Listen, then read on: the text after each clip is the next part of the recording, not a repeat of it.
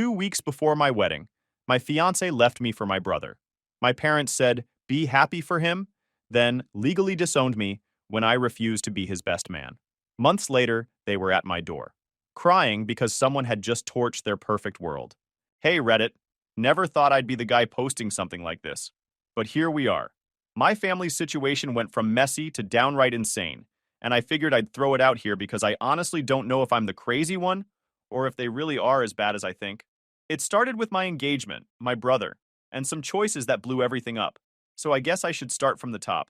My name's Mason, I'm 33, and until about a year ago, I thought my life was finally settling into place. I'd been with Sasha for 4 years. We met at this little diner near downtown, hit it off right away, and honestly, she felt like my first real shot at building a future with someone. We picked rings together, set a date, and booked this vineyard outside the city. It wasn't anything crazy fancy, but it was perfect for us. At least that's what I thought. Sasha had this way of making everything feel like an event. Even picking flowers for the tables, she'd spin it into this big vision. She had binders, color palettes, Pinterest boards, the whole deal. I'm not that guy. I was just happy she was happy, and I figured that's what marriage was gonna be. Everything seemed on track until Chester came back. My younger brother, 2 years behind me, but always ahead in everyone else's eyes. He had just finished some MBA program in London, and my parents couldn't shut up about him. Chester this, Chester that. Chester's starting his own consulting firm. Chester's connections overseas. Meanwhile, I'm just the other son with a steady job. That's how they always introduced me. Not my title, not what I'd achieved, just the other one. At first, I was glad Chester and Sasha got along. You want your fiancé to like your family, right? They'd talk about markets and international business. Stuff I honestly found boring. But then I noticed how often Chester's name started slipping into conversations. Chester thinks we should try this investment. Or, Chester said the market's gonna tank. It started as background noise, then it was every other sentence. I ignored it because I trusted them both. 2 weeks before the wedding, my phone buzzes at work. It's Sasha. Her voice is weird, too cheerful, like she's rehearsed it. She says, "Can you meet me at the diner?" That same diner where we met. I had a knot in my stomach before I even got there. She was already sitting at the table when I walked in, the exact one where we had our first date. Except this time, she couldn't even look at me. She had the ring box in her hand. "I can't marry you, Mason," she said, just like that. No build-up, no hesitation. I laughed at first because what do you even say? I thought maybe it was cold feet. I asked if it was about some stupid fight we'd had over the guest list. She shook her head. It's not that. I'm in love with Chester. It felt like the air got sucked out of the room. I didn't yell. I didn't flip the table. I just sat there staring at her, watching this person I thought I knew show me a version of herself I'd never seen. She tried to look sad, but it came off more like she was annoyed I wasn't making it easier for her. Then she slid the ring box across the table toward me, like it was some kind of parting gift. "I think you should have this back," she said, standing up to leave. She didn't even wait for me to respond. Just tossed it over like it was nothing and walked out. 2 hours later, my mom tells me to come over. She already knows. Not surprised? She says maybe this is for the best, that Sasha and Chester are better matched. Dad chimes in saying Chester is more her speed, like they'd been waiting for this. When I asked if they were actually okay with my brother stealing my fiancé 2 weeks before my wedding, they didn't even flinch. Mom said, "People fall in love, Mason. Better now than after the wedding." Dad added, "You'll find someone else." Chester and Sasha are perfect for each other. Then Chester walked in, and there he was, wearing the graduation watch I'd given him, looking guilty, but not guilty enough to stop. He said, "Look, I know this is awkward, but we didn't mean for it to happen. We tried to fight it. We haven't even done anything physical yet. How noble of them, right?" Then the cherry on top, Chester cleared his throat and asked if they could use my vineyard booking, because Sasha loves that place, and it made financial sense since everything was already paid for. My parents actually nodded along like it was logical. So let me get this straight. My brother takes my fiancé, my parents cheer him on, and now they want me to hand over my wedding too? That was the moment I knew. It didn't matter what I felt. To them, Chester's happiness would always matter more than mine. Always. I didn't slam doors. I didn't scream. I just stood up and walked out. Sometimes silence is louder than anything you could say. A few days later, my parents called me again, but not to ask how I was holding up. They wanted to share the good news. Chester and Sasha were officially engaged. My mom sounded over the moon, like she'd been waiting for this announcement her whole life. Dad said it was fate, that the two of them found each other. Meanwhile, I was sitting there thinking, fate? No, this wasn't fate. This was betrayal dressed up like romance. I scrolled social media that night, and there it was. Sasha flashing her new ring in pictures, standing next to Chester with my parents grinning on each side of them. Comments rolling in from relatives about what a perfect couple they made. Not a word about me. Not even a message to check in. That was the night it hit me. I wasn't part of their family anymore. Maybe I never had been. I kept to myself for a couple of weeks after Sasha and Chester's big engagement announcement. I didn't answer my parents' calls, didn't reply to Chester's texts. Honestly, I didn't know what I could even say without losing my mind on them. Friends checked in at first, but how do you even explain this without it sounding made up? Yeah, my little brother stole my fiancée 2 weeks before our wedding, and now my parents are planning their engagement party. People don't know what to do with that. They just kind of nod and say, "Man, that sucks," then change the subject. My parents showed up at my place uninvited one Saturday morning. I opened the door, and there they were, smiling like nothing was wrong. "Mason," Mom started, smoothing her skirt like she hadn't just barged into my home. "We need to talk about Chester's wedding." I just stood there for a second. "Wedding? They've been engaged for like 2 weeks." Dad shrugged. "When it's right, it's right. They've set a date, and things are moving quickly." I laughed. Couldn't help it. "So my fiancé dumps me for my brother, and 2 weeks later you're here to plan their wedding with me? You hear yourselves, right?" Dad's voice went firm. "Enough with the victim routine. We're here because Chester wants you to be his best man." I actually thought he was joking. I laughed again, louder this time. "His what?" "Best man," Mom repeated, like it was perfectly normal. "It would mean so much to him. And to us. This is your chance to show you're the bigger person. To rise above all this pettiness and be there for your brother." I stared at them, waiting for the hidden camera crew to jump out. "You really think I'd stand up there beside him while he marries the woman I was supposed to marry 2 weeks ago?" Dad stepped forward, lowering his voice like he was giving me fatherly wisdom. "Think how it will look if Chester's own brother isn't standing beside him. People will talk. Do you want that kind of embarrassment hanging over the family?" There it was. Not my feelings. Not my pain. Just their obsession with appearances. They didn't care that I was humiliated. They cared that other people might notice. "You know what's embarrassing?" I snapped. "The fact that you let this happen. The fact that you both knew Chester had feelings for Sasha and decided not to warn me. The fact that you clapped when they announced their engagement instead of asking if I was okay. That's embarrassing." Mom's eyes narrowed. "We only suspected Chester liked her. We didn't want to stir up drama where there might not be any." "Not stir up drama?" I laughed bitterly. "So you let me walk blind into a wedding while Sasha and Chester were already halfway there. That's not protecting me. That's setting me up." Dad's voice got sharp. "Mason, they tried to do the right thing. They fought their feelings. They didn't even sleep together until after she broke up with you." "Oh, wow, how noble," I shot back. "They waited a whole day to jump into bed. Guess I should be sending them a thank you card." The room went silent for a beat. Dad cleared his throat, resetting. "Regardless of how you feel, Mason, the wedding is happening. Chester is happy. Sasha is happy. And we expect you to be there. As best man." I stood up, staring them both down. "Let me make this clear. I will not stand at an altar next to my brother while he marries my ex-fiancée. I will not smile for pictures. I will not pretend this is some great love story. You can call it fate, you can call it family, but I call it betrayal, and I want no part of it." Mom's voice went icy. "You're overreacting. He's your brother. This is your chance to prove you're loyal to the family." "No," I said flatly. "This is my chance to prove I still have a shred of self-respect. Something you've all clearly forgotten about." They didn't stay much longer after that. More muttering about me being selfish. More disappointed looks. And then they left. I shut the door behind them and stood there for a long time, hands shaking but heart pounding with this weird mix of anger and relief. For once, I hadn't backed down. A few weeks later, the wedding actually happened. I wasn't there, obviously. I didn't send a card, didn't send a gift. Nothing. I found out everything secondhand. Social media posts from relatives, group pictures with everyone beaming like this was the fairy tale ending they'd all been waiting for. They even held the ceremony at the vineyard I had booked, the place I'd spent months planning around.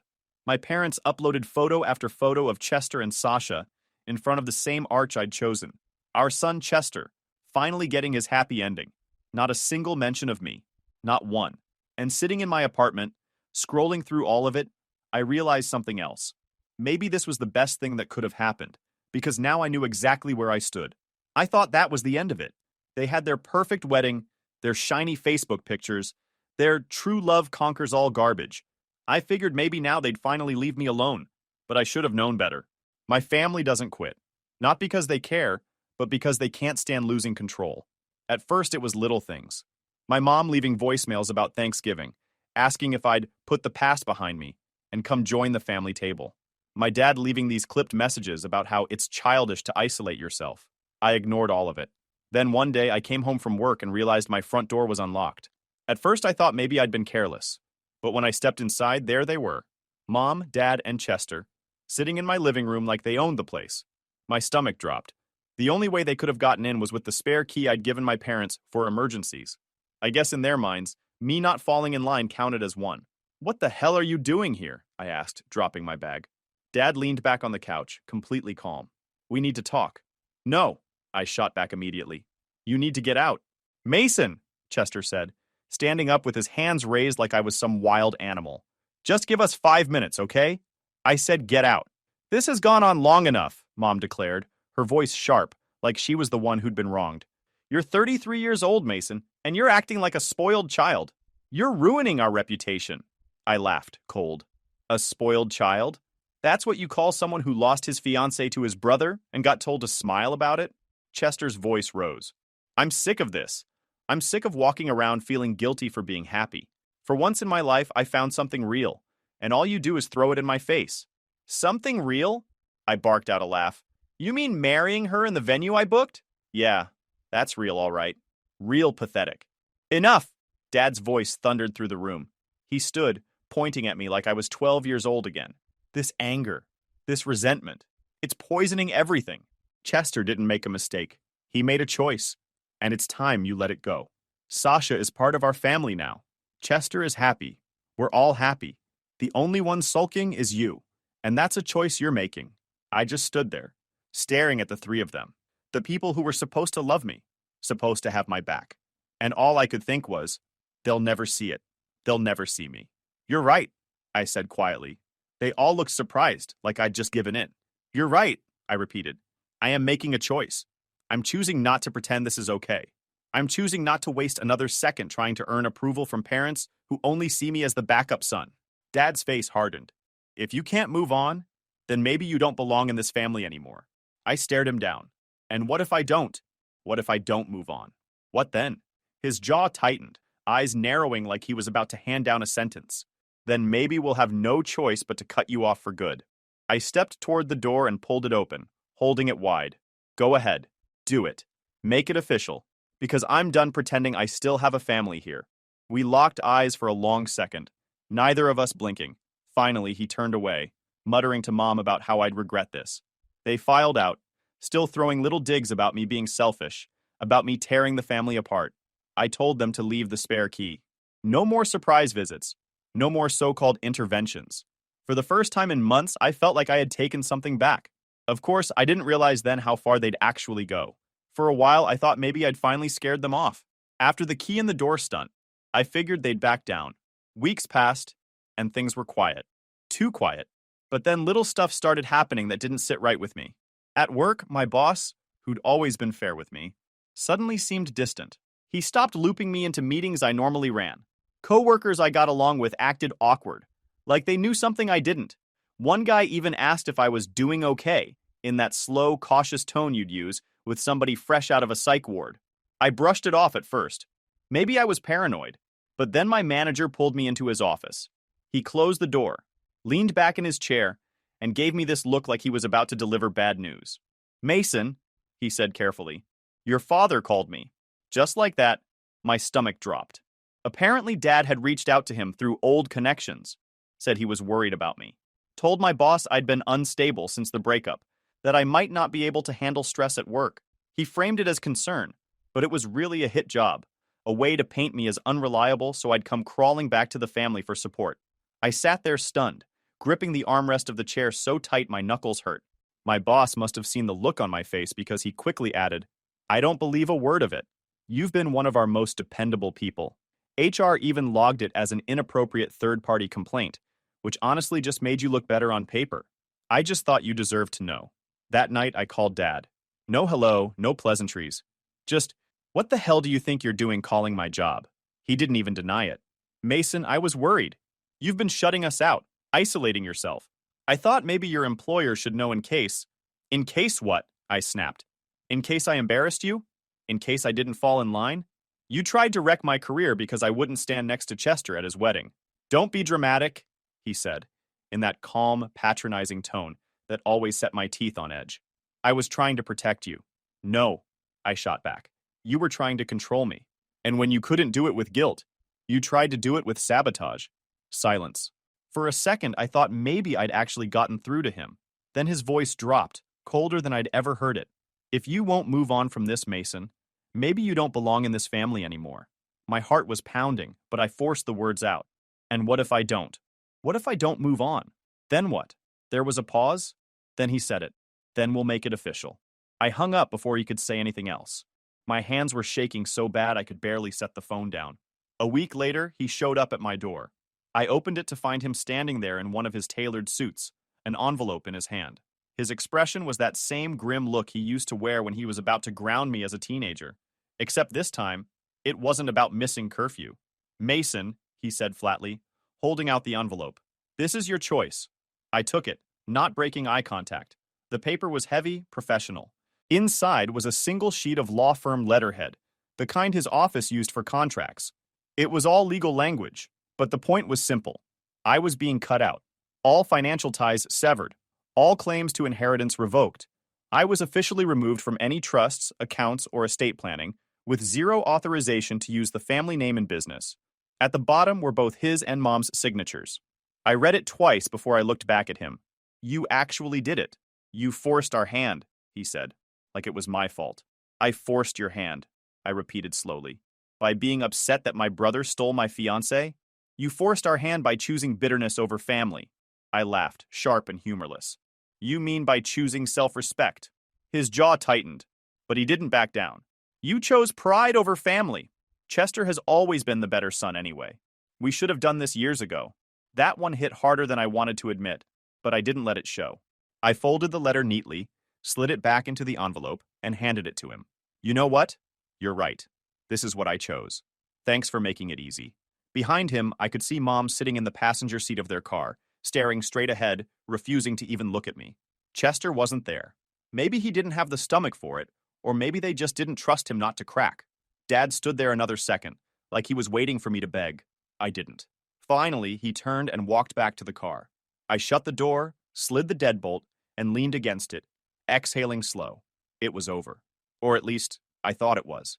Because I still had no idea what was coming next. 3 weeks after they served me the papers, I thought maybe it was finally over. They'd cut me off, I'd cut them out, and that was that. Life was finally quiet. Too quiet. In hindsight. Then, one morning around 6, I woke up to pounding so violent on my front door that it rattled the frame. Not knocking. Not ringing the bell. Fists slamming, nonstop, like they wanted to beat the hinges off. I sat up, disoriented, then checked my phone. That's when my stomach flipped. 147 missed calls. 89 voicemails. Over 150 texts. All from Mom, Dad, and Chester. The banging didn't stop. My name echoed through the wood like they were exorcising a demon. I could even hear Mom crying between shouts. Instead of rushing to answer, I got up, pulled on sweatpants, and padded into the kitchen. I set up the coffee maker and let it hiss and gurgle while they kept screaming. If they wanted my attention, they could wait until I had caffeine. At one point, I glanced through the blinds and saw my neighbor across the street standing on her porch in a bathrobe, arms crossed, watching the circus on my doorstep. The look on her face said it all. Your family's lost it. By the time I finally opened the door, they nearly collapsed inside. Dad looked wrecked. Shirt wrinkled, tie hanging loose, eyes bloodshot like he hadn't slept. Mom's mascara streaked down her cheeks, hair sticking to her damp face. Chester looked worse than both. Pale, sweaty, jaw twitching, his hair sticking out like he'd been yanking at it. Thank God, Dad muttered, shouldering past me. We need to talk. I leaned against the counter, coffee mug in hand. Do we? Last time we spoke, you made it official we weren't family anymore. Mom grabbed my arm with both hands, desperate. Mason, please, just tell us what you did. Tell who what? I asked, deadpan. Don't play dumb, Chester snapped. pacing the living room like a cornered animal. The reporters. Somebody gave them everything. I raised an eyebrow. Reporters? The Jackson case, Dad said, his voice hoarse. They're running an expose. They know about the cover-up, the missing evidence, the intimidation. They're saying I built my career on corruption. His hands shook as he pulled a folded printout of the expose draft from his jacket and slapped it onto the coffee table. The story was set to run in the morning, headline already screaming about justice denied. I read a few lines, then laughed. You seriously think I leaked this? I didn't even know there was a story until 30 seconds ago. You're the only one who had access, Dad shot back. You knew details? You wanted revenge. Revenge? I scoffed. You legally cut me off. Why would I lift a finger to help the press when I can just sit here with my coffee and watch you crash on your own? Mom sobbed harder. Please, Mason. If you did this, stop it. Retract it. They'll destroy us. The firm, the family name, everything. I stared at her. You disowned me 3 weeks ago. You don't get to call me family now. The room went heavy. Chester froze mid-pace, his face pale. He jabbed a finger at me. It had to be you. Who else could have? You must have hacked Dad's office or gone through files or... Sure, I said, grinning. I broke into the law firm archives, cracked the safe, and leaked it to the Times. All between shifts at work. Totally plausible. Chester's voice cracked. Shut up. You've always wanted to ruin me. Funny, I said. You're doing a pretty good job of that on your own. That's when his pacing stopped. His eyes widened like he'd just been shot. He ran a shaky hand through his hair. Oh my God, he muttered. It's Sasha. Mom's head whipped toward him. What do you mean? Chester's chest heaved. I told her. After we got married, she wanted to know how the firm got so big. I thought she'd be impressed, so I told her about Jackson, about how we pulled it off. Dad's face drained of color. You told her what? I didn't think she'd do anything. Chester's voice rose to a near scream. I thought she'd be proud of me, proud of us. I never thought... Mom covered her mouth. Tears welled up again. Oh, Chester. I leaned against the counter, sipping my coffee. So let me get this straight. You marry my fiancée, and now you're saying you also handed her the family's biggest skeleton in the closet, and I'm the one you accused? Shut up, Chester barked. His hands shook as he yanked out his phone. We'll see. We'll find out right now. He jabbed at the screen, slapped it on speaker, and set it down on the table. All three of them hovered over it like it was a live bomb. 4 rings. Then her voice. Calm. Controlled. Chester, what time is it there? I'm in meetings. Chester's voice cracked as he leaned over the phone. We need to talk. Now. On the other end, Sasha's voice came through calm and steady, like she was sipping tea while the world burned. Chester? It's early. I told you. I'm in meetings all day. Don't play games, Chester snapped, his voice almost breaking. The papers. The story about my dad's firm. They have everything. Did you talk to them? There was a pause, long enough that you could hear the silence buzzing. Then Sasha's laugh slid through the speaker. Not her bubbly fake laugh she used to throw around at dinner, but a sharp, cutting one. You really don't get it, do you? She said finally. Mom gasped, covering her mouth. Dad clenched his fists. Chester looked like his whole world was collapsing right there in my living room. What do you mean? He whispered. Sasha's tone went cold. I mean, this was never about you, Chester. Or Mason. You were just convenient. Chester stumbled back like she'd slapped him. What? You were never my endgame, Sasha continued. You were my shortcut. The room froze. Even I stopped breathing for a second. Shortcut, Chester croaked. Shortcut to what? To your father, she said flatly. To his firm. To the case that ruined my family. Dad stepped forward, his voice booming. What the hell are you talking about? Sasha didn't hesitate. The Jackson case. The one you built your empire on. The one where you buried evidence, intimidated witnesses, and sent an innocent man to prison so your client could walk. That man was my father. It was like someone sucked all the air out of the room. She kept going, her voice steady, surgical. My father spent the rest of his life locked in a cell for something he didn't do. My mother, she couldn't handle it. She had a heart attack a year later and never recovered. I was 16, alone, forced to watch our family name rot while your family got richer off our destruction. I glanced at Dad. For the first time in my life, I saw something crack in his face. His jaw went slack, eyes darting, like he'd just been caught naked in public. You're lying, he muttered. You're making this up. Am I? Sasha shot back. Because the documents, the tapes, the witnesses, they're already with the reporters. Everything you thought you buried, I dug up, and now the world knows. Mom broke into sobs, collapsing onto the couch. Chester looked like he might throw up. Dad just stood there, trembling with rage and fear all mixed together. I couldn't help it. I laughed. Not because it was funny, but because the irony was so sharp it cut. All their scheming, all their betrayal, all their smug lectures about family first. And it was Sasha, their perfect golden girl, who gutted them. Chester clutched the phone like it was a lifeline. Sasha, please, you loved me. You said, I never loved you, she interrupted coldly. I studied you. I studied all of you. Mason was the first opening, so I took it. A coffee shop meet cute? Please. I knew exactly where he went every morning. I knew what he liked, what he wanted. He was my way in. Then you came along, Chester, and you were even better. Stupid enough to fall for me, desperate enough to spill secrets. You gave me the last piece I needed. You used me, Chester whispered. Yes, she said simply. And you made it easy. He staggered back, covering his face with his hands. Oh my God, Dad barked into the phone. Do you have any idea what you've done? You've destroyed lives, ruined reputations. Sasha cut him off. No, you did that. You destroyed my father's life when you chose money over truth. You killed my mother when you left her to grieve herself into the grave.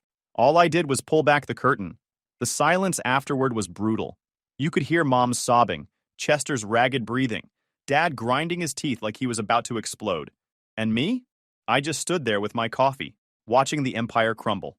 Sasha's voice softened, but not with kindness, with finality. Enjoy what's left of your legacy. I'll be watching. Then the line went dead. No one moved for a solid minute. It was like time stopped. Finally, Dad sank into a chair, burying his face in his hands. Mom rocked back and forth on the couch, whispering prayers. Chester dropped to the floor, phone clattering beside him, and let out this broken noise. Half a sob, half a scream. I set my mug down on the counter, walked to the door, and opened it wide. Well, I said calmly, looks like you got your official ending. Dad shot up, rage flashing through his eyes. This isn't over. We'll fight this. We'll fix it. Good luck with that, I said. But leave me out of it. I'm not part of this family, remember? Your words, not mine. They filed out eventually, stumbling into the daylight like ghosts. Chester couldn't even look at me. Mom avoided my eyes. Dad slammed the door behind him so hard the frame rattled. When the house went quiet again, I sat back down with my coffee and looked at the engagement ring that had started all of this. For the first time in months, I didn't feel like the broken one anymore. For once, it wasn't my head under their boot. It was theirs. And the best part? I didn't have to lift a single finger. Sasha did all the dirty work, and she didn't even do it for me. She did it for herself. The expose hit the newsstands the very next morning. Big, bold headline on the front page. Prominent attorney built career on wrongful conviction. They didn't hold back. They laid it all out, how Dad's firm had buried evidence, how witnesses were intimidated, how the Jackson case was basically a masterclass in corruption. A former paralegal had flipped, plus there was a time-stamped audio file backing up every detail. Names, dates, receipts. It was airtight. By noon, reporters were camped outside my parents' house.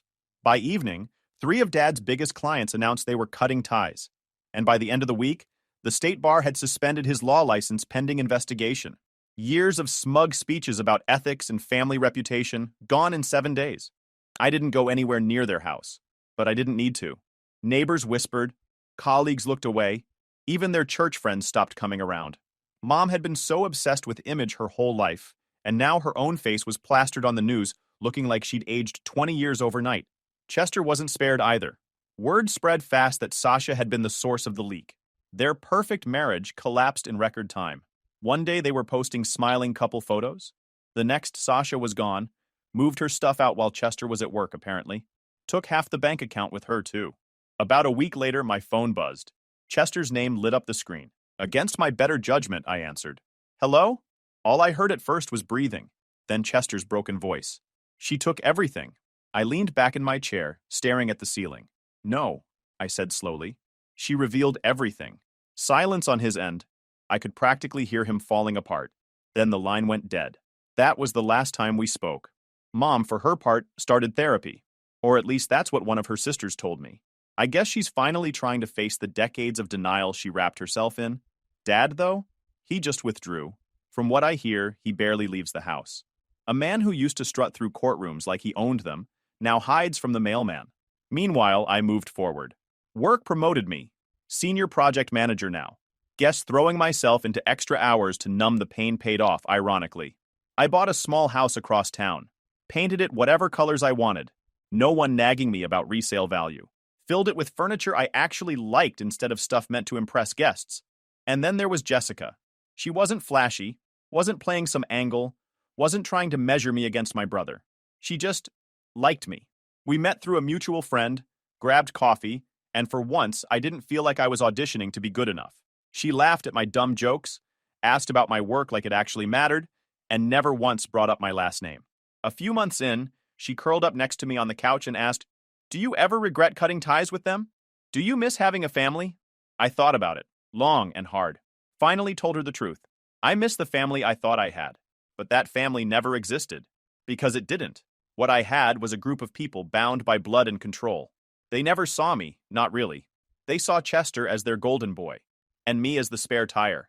And the moment I stopped playing along, they tossed me aside without blinking.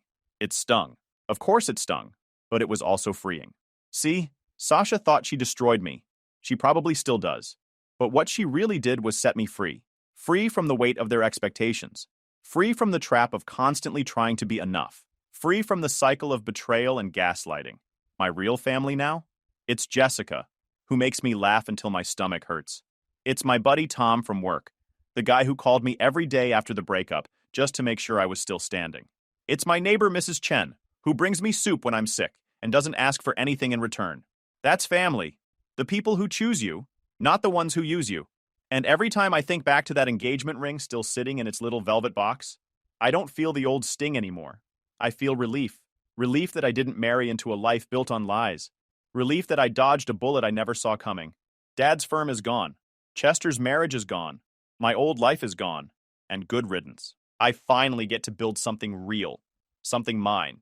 And for the first time, maybe ever, I'm not looking for their approval. I don't need it. I never did. Because family isn't about blood. It's about who shows up when everything falls apart. And mine's finally worth keeping.